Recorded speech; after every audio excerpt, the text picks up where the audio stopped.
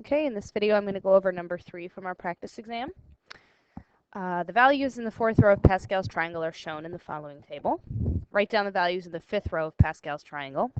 So to remind you what Pascal's is, and you don't need to show all of this work to get full credit on this question, but I'll just remind you, Pascal starts with the number 1, and the next row has a 1 and another 1. Every single row of Pascal's triangle starts with a 1 and ends with a 1. And all the values in between are the sum of diagonally the two numbers that came above it. So 1 plus 1 is 2 here. The next row would be 1, 3, 3, 1. And the next row would be 1, 4, 6, 4, 1. Important that you know every row starts and ends with a 1. So in this example, write down the values in the fifth row of Pascal's triangle. You need to remember that each row starts with a 1. And then the next value is going to be the sum of diagonally the two that came above it. So we have a 4 and a 6 is 10. A 6 and a 4 is 10. 4 and a 1 is 5. And each row ends with a 1 as well.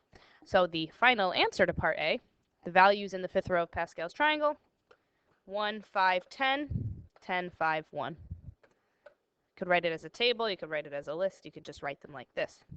And then hence or otherwise find the term in x to the third power in this expansion. So in an expansion, there's one more term than the exponent, so there would be 6 terms in this expansion. We're only looking for the term that has x to the third power in it. So every term starts with some coefficient that I don't know at the beginning when I set out to create this term. So I put a little underscore there, and I just as a placeholder to remind myself that there's a coefficient of this term that I don't know. And then the term is going to have a 2x in it, and it's going to have a 3 in it. That comes from the two terms that are in the binomial being expanded.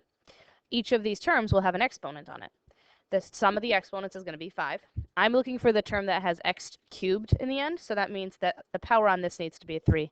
And note how I put the 2x in parentheses. It's the entire term 2x that's being raised to the third power, which means that this one has to have an exponent of 2, which means the coefficient is going to be 5 choose 2. That is a binomial coefficient. There are many ways that we can get that value 5 choose 2. And the bottom number has to match the second exponent in your term here. And then there would be other terms that come after it, and there would be other terms that come before it. Now, this is the term that's being looked for, and I can get some serious partial credit for having this on the page. The rest of the task is just to simplify this correctly. So 5 choose 2. There are many ways we can get it. One would be with a calculator, but this is a non-calculator question. The two ways to get it without a calculator are to use the formula in the formula booklet for n choose r, which involves factorials, and you'd be plugging in 5, and you'd be plugging in 2 as n and r. Or I have Pascal's triangle drawn out. 5 choose 2 means go to the row that we just filled in, so this row, which would be the fifth row if you consider this row to be the 0th row. Or you can think about it as the row that has 6 coefficients, which is the row I need here because I would have 6 terms if I fully expanded this. And I'm looking for the coefficient of the third term, all right, which would be this. So 5 choose 2 is actually 10. I could have done it with the formula, or if it was calculator, I could do it on the calculator. So I have a 10 as the coefficient here.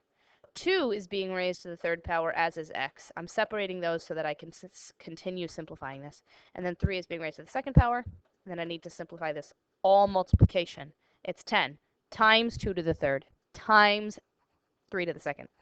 So 10 multiplied by 8 multiplied by 9, and then there's an x to the third beside it. And then 720.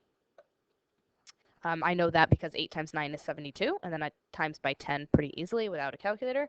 And I have to put the x to the third back in because this question was asking for the term, the entire term, not just the coefficient. So we want to pay attention to the wording there and make sure we're actually answering the question. And that's that.